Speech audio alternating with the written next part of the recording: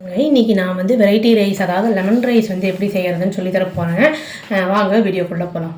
நான் வந்து சாதாரண ரைஸை வந்து நல்லா அலசிட்டு, சாப்பிட்ற ரைஸ் ரெகுலராக சாப்பிடுவோம்ல, அந்த ரைஸை நல்லா அலசிட்டு இந்த மாதிரி ஊற வச்சுருக்கேங்க. ஒரு 200 கிராம் எடுத்திருக்கேன் நான். எங்கள் அரிசியில் வந்து 1 கப் எடுத்தோன்னா 2 கப்பு தண்ணி விடுற மாதிரி அரிசி எங்களுக்கு.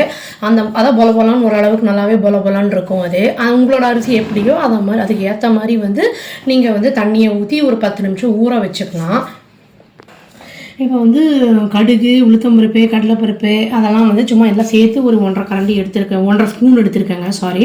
அப்புறம் கொஞ்சோண்டு கருவேப்பிலை, 2 பச்சை மிளகாயை நடுவில் வந்து இப்படி ஸ்லிப் பண்ணி எடுத்திருக்கேன் நான். அப்புறம் வந்து வேர்க்கடலை எடுத்திருக்கேன், சும்மா ஒரு வேர்க்கடலை வந்து ஒரு பிடி எடுத்திருக்கேன்.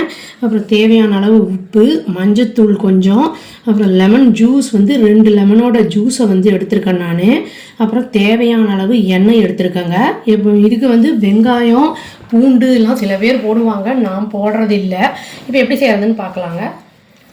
ஃபஸ்ட்டு இது வந்து சாதம் வடிக்கிறதுலாம் வடிச்சுக்கலாம், இல்லாட்டி குக்கரில் வைக்கிறோம்னா வந்து அது நம்மளுக்கு பலபலான்னு எந்த பக்குவத்தில் வருதோ அந்த மாதிரி வந்து 2 விசிலோ 3 விசிலோ வச்சு எடுத்துக்கலாங்க. நம்ம சாதம் நல்லா வந்து வச்சு எடுத்துட்டாங்க நான், வெந்துருச்சு. கொஞ்சம் ஆறணும் அது, அப்போ தான் நல்லா பொலன்னு இருக்கும்.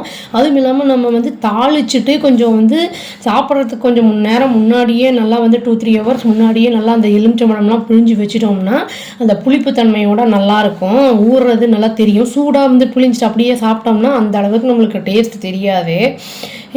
இது வந்து கொஞ்சம் ஆறட்டுங்க. ஆறிடுச்சுங்க. இது கொஞ்சம் லேஸ் சுடுதான் இருக்குது. இப்போ இந்த டைமில் வந்து நம்ம கடாயை ஆன் பண்ணி தாளித்து எல்லாம் பண்ணிடலாம். இந்த ரைஸ் வந்து நான் 200 கிராம்ஸ் எடுத்துருக்கேன்னு சொன்னேன் இல்லைங்களா, வேக வச்சுருக்கேன்ல. அதில் வந்து நான் ஒரு கொஞ்சத்தை எடுத்து கேர்ட் ரைஸ்க்கு வச்சுட்டேன். இது வந்து வெறும் பாதியை விட கொஞ்சம் கூட தான் எடுத்துருக்கேன். இதை அதுக்கு ஏற்ற மாதிரி எலுமிச்சம்பழ ஜூஸ் போடணும். இப்போ வந்து கடாயை ஆன் பண்ணியாச்சுங்க. அடுப்பு ஆன் பண்ணி கடாயை வச்சாச்சு. எண்ணெயை விட்டு சூடாகட்டும். இப்போ கடுகு உளுத்தம்பருப்புலாம் தாளிச்சிடலாம்.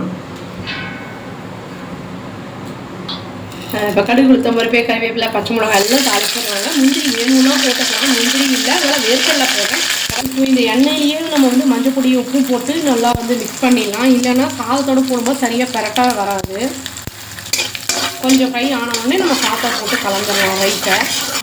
இப்போ வந்து நம்ம சாதம் போட்டு மிக்ஸ் பண்ணிடலாங்க. நல்லா ஆயிலாம் வச்சுக்கலாம், நல்லா மிக்ஸ் பண்ணிடலாம்.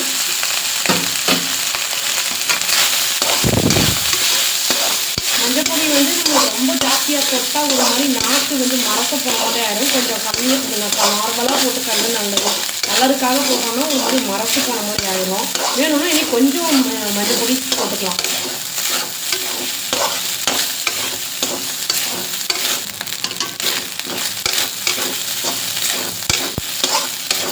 கொத்தமல்லி இருந்தால் கொத்தமல்லி போட்டுக்கலாங்க. கொஞ்சம் ஆறினவுடனே எலுமிச்சம்பழம் பிழிஞ்சிடலாம். கொட்டையெல்லாம் இல்லாமல் எடுத்து வச்சுருக்கேன் நான். ஏன்னா கொட்டை இருந்ததுன்னா சாப்பிடும்போது அந்த கொட்டை சாப்பிடும்போது நம்மளுக்கு வந்து கசக்கும் அது.